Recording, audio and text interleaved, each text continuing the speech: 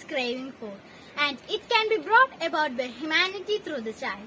A very lovely morning to each and everyone present here.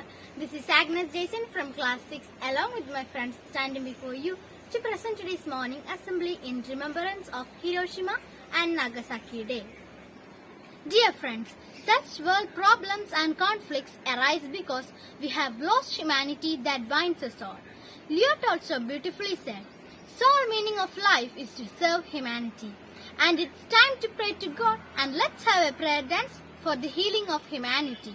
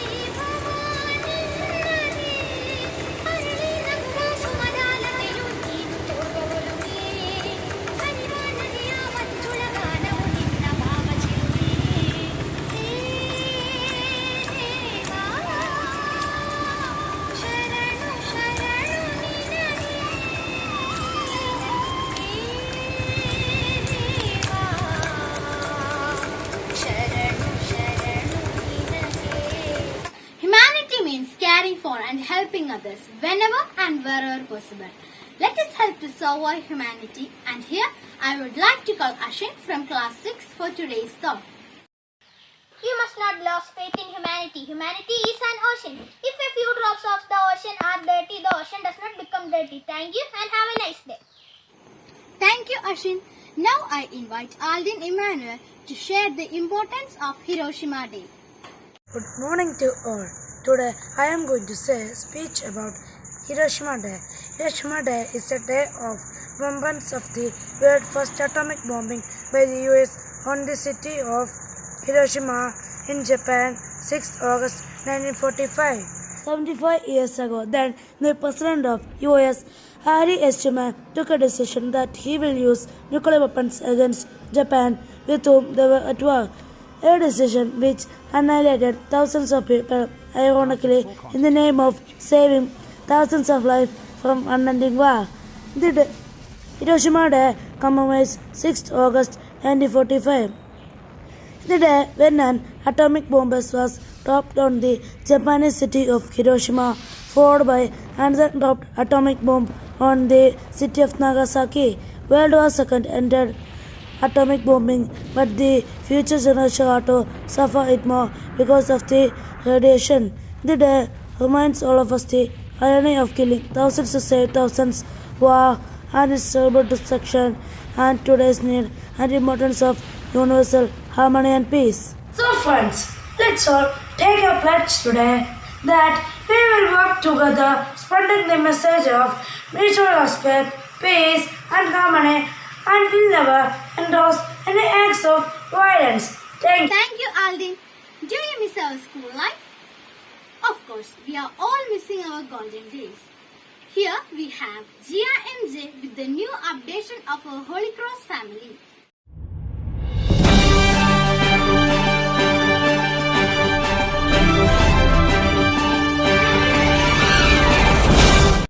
Hello viewers, I am GIMJ of class 6th with school news. News bulletin, arrival of new principal and vice principal. Praveshanovasavam at Holy Cross Convent School. Online classes through Google Meet. Competitions on special events. Periodic tests were conducted. CBSE has declared the board exam result on August 3. News in detail. Holy Cross Convent School has got an efficient, qualified principal, Sister Lizzie Paul, and as vice principal, Sister Salima. Let's wish them very best as they take every effort in bringing out the best in each student. On the 1st of June, our school reopened with colorful online opening program. We were blessed to have the presence of Mar Remigius Injananiel, the Bishop of Tamarasheri. We gave the benedictory address. As to the situation of COVID-19, on 2 of June onwards, we had started the Google Meet class for the students. As it gave a good outcome, we have extended the section to 2 in lower classes and up to 3 to 4 in the higher class section per subject. With the view of bringing out the best talent in students, we conduct various competitions for students. The participation of students on the Reading Day and Environment Day was really commendable. Online assemblies are conducted class-wise to build up the confidence in students. Creative videos on important days are really educative. Periodic tests were conducted for all the classes in the month of July. The second periodic test for class 10th and 9th will start on 12th of August, and rest of the classes test will be held in the month of September.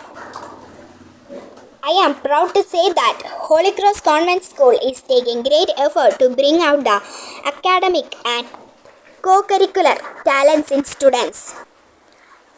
I spent the pandemic, our students of class 10 with the support of the school management and teachers have come out in flying colors.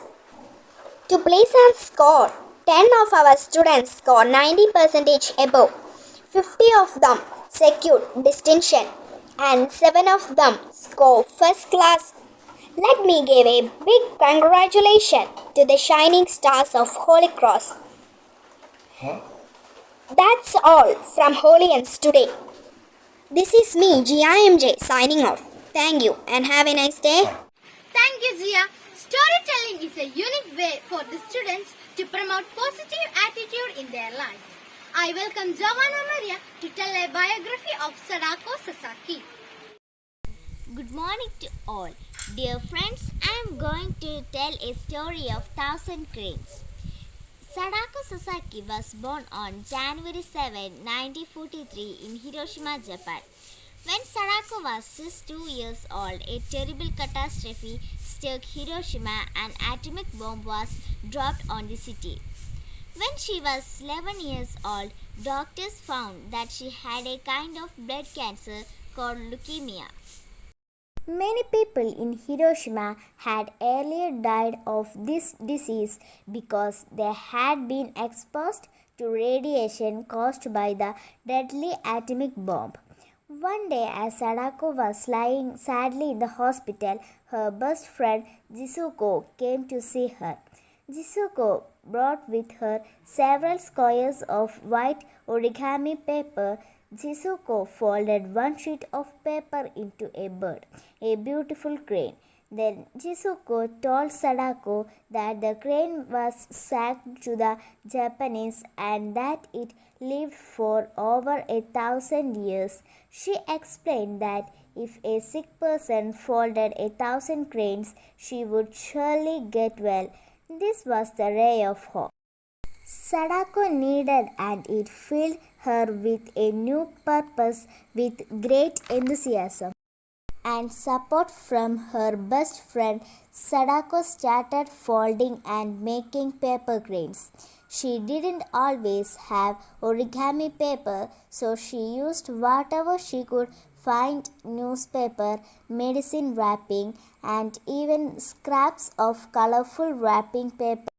With a great effort, Sadako was able to make over 1,000 cranes. Then brave Sadako, who said a prayer for her own recovery with every paper crane that she folded, changed her prayer. She prayed that if she could fold 1,000 cranes, people would live in peace.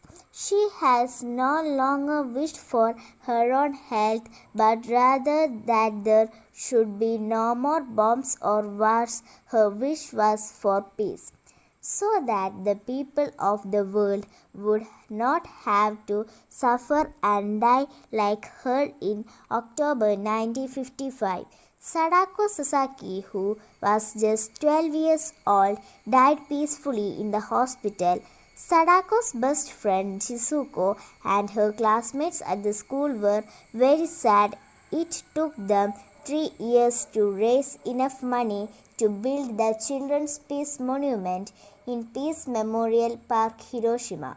This memorial, which has a statue of Sadako on the top as well as an origami crane, was unveiled in 1958. At the bottom of the statue, there is a message from the children which reads, "This is our cry, this is our prayer, peace in the world." Thank you. Thank you, Giovanna. Friends is a way of pre-commitment. Let us take a walk with our friends. I pledge to listen with my heart.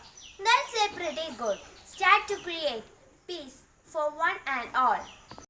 I pledge to help one another, all my sisters and brothers every day. I pledge to be patient and positive, no matter what. I pledge to help maintain a supportive team environment throughout the whole buildings. I pledge to use my words to speak in a very kind way. I pledge to take care of our earth, to always give a helping hand. I pledge to maintain a practice atmosphere for learning. I pledge to respect everyone, no matter where they are from, and do the best I can. I pledge to be the problem solver, both inside and out of the classroom.